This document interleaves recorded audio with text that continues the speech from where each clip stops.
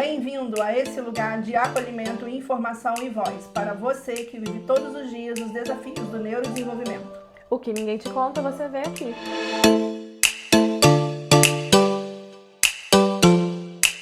Eu sou Marcele Campos, neuropsicóloga especialista em desenvolvimento infanto-juvenil. Eu sou a Maíla Cabral, mãe atípica, ter uma mãe em busca de desenvolvimento e autonomia para o filho. E hoje nós vamos abordar um assunto um pouquinho diferente. Eu estava conversando com uma mãe, Marcele, e ela estava me dizendo que o filho está em fase escolar e que é uma criança que se dispersa muito rápido, ele não consegue se concentrar por muito tempo, é uma criança agitada, tem dificuldade para sentar, para concentrar para fazer a tarefa, o tempo de concentração dele é muito curto.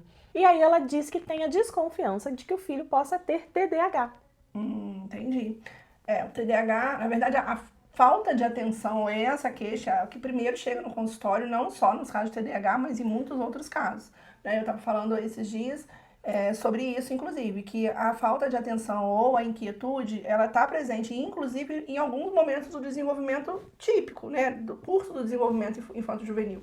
Então, a gente precisa realmente ter o olhar do qual é a função daquele comportamento de agitação, ou por quê, o que pode estar acontecendo na vida daquela criança, porque ela está desatenta, que ela está tendo essa dificuldade. Geralmente isso acontece na escola, o primeiro ponto aí, quando a família percebe é na escola, mas também já aconteceu, Maíla, dessa queixa chegar da observação da família, e que na escola não é observado nada. Então, aí minha pergunta para você, essa mãe chegou a fazer alguma investigação ou ela só está com dúvidas? Ela está atrás de um diagnóstico. E aí me vem uma outra questão. Se é uma criança que ela é desatenta, como que eu sei diferenciar? Se é uma simples falta de atenção ali pelo desenvolvimento, por um momento de desenvolvimento, ou se é um TDAH? Como que a gente consegue fazer essa diferenciação? Pois quando a família chega no consultório, ela traz a queixa, A falta de atenção, ou a inquietude, a dificuldade no sono, ou a escola. E aí depende muito da idade da criança, para a gente conseguir entender esse comportamento na sua totalidade. E a gente precisa entender fatores externos, fatores internos que podem estar provocando esse comportamento, essa alteração. Se eu tenho uma criança, por exemplo, muito pequena, que ainda está na fase de exploração ali, entre 2 anos, aquela fase que a criança está explorando o mundo, que ainda é muito... que chega nos lugares com ansiedade de pegar as coisas, eu não posso afirmar no primeiro momento que aquela criança tem uma hiperatividade, até porque eu preciso respeitar ali o desenvolvimento dela. Às vezes ela está explorando, Exatamente, explorando o ambiente. Então, o que é muito importante, que essa família busque, então, um profissional que ajude ela a identificar esses sinais e sintomas, se estão dentro do desenvolvimento típico ou se tem alguma questão ali alterada, independente da faixa etária, e conceituando o TDAH. O TDAH, que a gente chama popularmente dessa forma, é o transtorno de déficit de atenção e hiperatividade. Ele é um transtorno do neurodesenvolvimento e ele tem 3 apresentações clássicas, que é o subtipo desatento, onde a criança tem mais sintomas de desatenção do que de hiperatividade. O subtipo misto, onde ela tem sintomas de atenção, de falta de atenção, dificuldade na gerência atencional e hiperatividade, impulsividade. E o subtipo impulsivo, que é uma criança que tem menos prejuízos atencionais e mais prejuízos com relação à agitação psicomotora, impulsividade. Então, de forma clássica, nós temos esses 3 subtipos. Eles se apresentam de forma diferente também, dependendo da faixa etária da criança. Então, se eu tenho uma criança muito nova, nessa faixa etária que eu disse, a gente também não pode bater o martelo, porque a gente precisa investigar, e precisa entender se esse processo de agitação ou de falta de atenção que a família está relatando não está dentro de alguma condição outra do desenvolvimento, ou se não está sofrendo interferências ambientais, alguma mudança na família, alguma questão ambiental ali, ou na própria escola.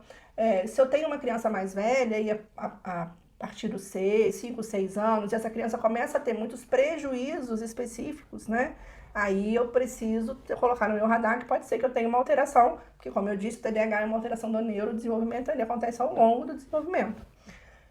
Geralmente começa na infância, a gente consegue fechar um diagnóstico com mais segurança a partir dos 4, 5 anos, 6 anos, Com 4 anos você começa a ver um atraso nas funções executivas, 5, 6 anos é onde a gente geralmente fecha o diagnóstico. Então, qual é o prejuízo que a gente pode esperar nesses casos? Geralmente esse prejuízo acontece na escola. né? Com a queixa da professora, com a criança não conseguindo acompanhar a turma, com a criança com alguma dificuldade no processo de escolarização, a criança agitada, a criança que não dorme direito, a criança que às vezes tem dificuldade para controlar os seus impulsos na hora de responder alguma questão social, a criança que tem dificuldade de se autorregular emocionalmente, então uma criança que lida muito mal com frustração, que não sabe esperar, que está o tempo todo se mexendo, que tem um sono muitas das vezes difícil.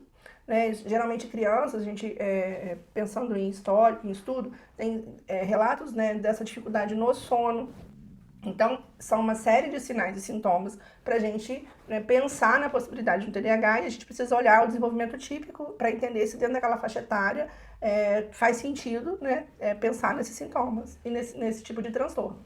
Lógico que hoje em dia, né, Maíla, com esse monte de coisas acontecendo na nossa vida tão acelerada, nossas crianças também sofrem muitas interferências. Exatamente. Que podem piorar o processo atencional. Uma delas é o eletrônico. Sim, né? E inclusive, falando nisso, eu ia pedir para você explicar um pouco mais sobre as funções executivas. Porque hoje os eletrônicos, inclusive, né, acabam contribuindo com essas questões, dessas dificuldades, às vezes até nas falhas na execução, na função executiva. Sim. Você pode explicar um pouquinho sobre? No o que TDAH, que é, né? Então, no TDAH nós temos um prejuízo importante das funções executivas. Funções executivas são funções da nossa cognição que fazem com que a gente execute bem as tarefas, né? São funções na execução.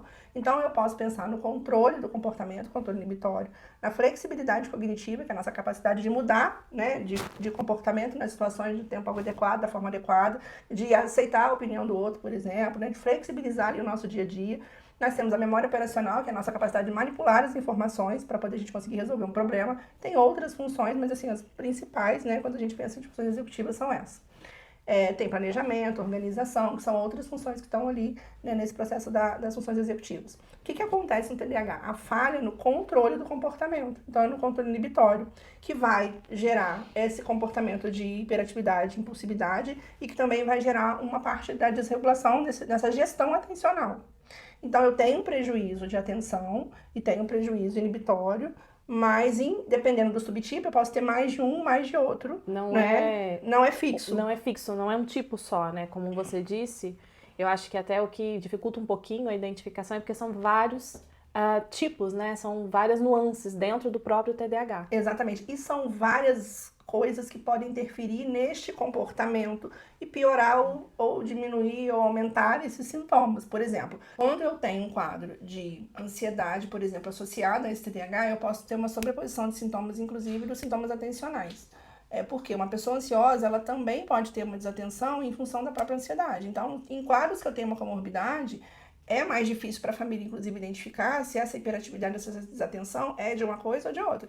Então, se eu tenho uma criança mais ansiosa, eu tenho uma criança ou um adolescente com pensamentos de preocupação, com sofrimento relacionado à preocupação, com medos, isso pode estar sobreposto? Lógico que pode. Até porque se eu tenho uma criança com TDAH que tem um prejuízo na escola, ali, por si só, ela já tem sintomas de ansiedade. Pode ser que ela não tenha um transtorno de ansiedade, mas pode ser que esses sintomas estejam sobrepostos, né? Então, e pior, inclusive, a questão atentiva. Quando nós falamos de evolução dentro dos quadros, por exemplo, de TDAH, se eu tenho uma criança mais tipo desatento, ela vai ser uma criança que vai ter uma determinada evolução. Se eu tenho uma criança com subtipo misto, ela pode ter outros prejuízos. Se eu tenho uma criança hiperativa e impulsiva, ela pode ter riscos de outras questões. Então, essa diferenciação ela é importante, e a gente entender o que pode estar sobreposto a esse TDAH, ou ele pode estar comórbido ou algum outro quadro, é importante, inclusive, para a gente direcionar na escola, o tratamento, a farmacologia, né? Encaminhar para o neurologista, para o neurologista entender, ou ter que encaminhar para o psiquiatra ajudar na questão emocional. Então, tem uma série de questões aí que a gente tem que avaliar, por isso a importância de um profissional que oriente também a família, né, que saiba do desenvolvimento, que consiga fazer esse diagnóstico diferencial com outras coisas, com outras questões do desenvolvimento, para que a gente consiga, então, ter uma evolução desse quadro melhor. O TDAH não é estático, né? Então, uma criança que começa com um subtipo misto, ela pode ter remissão de sintoma, e isso geralmente acontece, por exemplo, no desenvolvimento indo para a adolescência, ela pode mudar a caracterização do sintoma. Então, se eu tenho uma criança hiperativa demais, subtipo hiperativo, ela pode também diminuir, ter uma remissão de sintoma hiperativo e se comportar ali no subtipo misto. Tudo vai depender da estimulação que ela tem, da medicação que ela toma, do quanto essa família está orientada, do quanto ela está sendo acompanhada para essa evolução acontecer. Muito interessante isso, né? Saber que existe essa flutuação, vamos dizer assim, ou não? A gente acredita em remissão de sintoma, né? Uma remissão, né? Então, uma criança que às vezes apresenta um comportamento impulsivo, com um diagnóstico, com a intervenção correta, ela pode deixar de ser impulsiva. Diminuir essa impulsividade. E, ao contrário, pode acontecer também na falta de intervenção correta. Com certeza. E aí, inclusive, a gente tem desfechos mais sérios que podem acontecer. Né? Toda uma criança que a gente tem um perfil ali impulsivo e hiperativo, ela tem uma vulnerabilidade a mais a muitas outras questões do que uma criança que não tem um transtorno. Por exemplo, ela tem uma vulnerabilidade maior à adicção, né? Quando a gente pensa, né, em uso de álcool e drogas. Ela vai ter uma vulnerabilidade maior a, por exemplo, transtorno disruptivo do controle dos impulsos da conduta. Então, por exemplo, o transtorno opositor, que a gente falou nos outros episódios, o transtorno de conduta. Então, nós podemos, né, e precisamos orientar as famílias com relação a isso quando, né, estamos falando aí dos profissionais da equipe multi. Enquanto família, você precisa buscar, então, se você tem ali um prejuízo, né, na escola ou em casa, que você está percebendo que aquela criança ela está tendo um prejuízo no comportamento dela, no desenvolvimento dela, em função daquelas alterações, precisa buscar ajuda para entender. Sim. O TDAH, ele é comórbido em muitos casos. Eu estava dando uma aula agora há pouco, falando sobre os quadros de epilepsia, por exemplo, né? Que é um quadro de diagnóstico diferencial, que a gente precisa falar aqui, alguns casos de epilepsia. Por exemplo, nas crises de ausência, um dos primeiros sintomas que a gente percebe no desenvolvimento, ou dos sintomas mais marcantes que chegam no consultório, é a falta de atenção. A criança que fica ali, né, que não presta atenção, que você chama várias vezes, a criança não atende, e ela não necessariamente pode estar tendo um quadro de TDAH. Pode ser uma crise de ausência. Ela pode estar tendo o início de alguma crise nesse sentido, mas isso pode vir comórbido também. Então, é muito importante que você, percebendo alterações que sejam significativas, né, para o desenvolvimento daquela criança, que você busque ajuda. Sim, então muito importante, muito interessante isso. Que tem essa máxima, né, de todo mundo que às vezes tem uma falta de atenção. Fala, acho que eu tenho TDAH. E não é bem assim. Nós temos que ter um cuidado muito grande, não banalizar as coisas, né? Então, por exemplo, nem tudo que é falta de atenção é TDAH. Se eu estou num processo de luta, eu posso estar num momento de desatenção, porque eu estou ali com a minha cabeça, né, em sofrimento. Se eu estou numa depressão, eu tenho prejuízo de função executiva, de memória. Então, eu tenho prejuízo atencional. Se eu tenho um quadro, por exemplo, de burnout, de estresse, eu posso ter prejuízo de função executiva, atenção. Então, nem tudo que é atenção ou dificuldade atencional, dificuldade na regulação emocional, vai ser exatamente TDAH. É por isso que é importante a gente entender, um transtorno do neurodesenvolvimento acontece no início do desenvolvimento das crianças. Para a gente fazer diagnóstico diferencial em adulto, a gente precisa ter o dado do transtorno antes dos 12 anos. A gente precisa ter prejuízo antes dos 12 anos, né? Porque é um transtorno que começa na infância. Então, tem dificuldades atencionais que são secundárias a outros quadros? Temos muitas. Inclusive, na época da Covid, quantas questões apareceram no consultório relacionadas à Covid? Mas é muito importante que a gente deixe isso muito claro. Cada investigação que é feita precisa ter, eu falei hoje numa aula que a gente precisa ter a curiosidade boa, né, de investigar de forma aprofundada. Esse tipo de curiosidade não é fofoca, mas, né, é curiosidade para fazer bem para o outro, para que a gente consiga então entender essas diferenciações. Muito interessante, é um conteúdo extenso, denso, então nós vamos trabalhando e pontuando nos próximos episódios durante o mês, então tem bastante coisa pra gente falar sobre TDAH.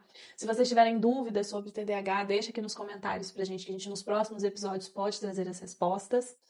É um mundo, né? Falar de transtorno do neurodesenvolvimento é um mundo e a gente tenta trazer aqui de uma forma muito acessível. Então, próximo episódio a gente vai continuar falando desse tema, na verdade, nos próximos a gente vai continuar falando sobre o TDAH, as transtornos de aprendizagem, as comorbidades. Então, fique com a gente, mande suas perguntas, mande suas dúvidas, que a gente vai tentar aqui responder com todo carinho. Se esse vídeo fez sentido para você, curte, compartilha com quem pode se beneficiar dessas informações também. Encaminhe para uma família que você vai estar ajudando a iluminar um pedacinho da caminhada dele. Até o próximo. Tchau, tchau.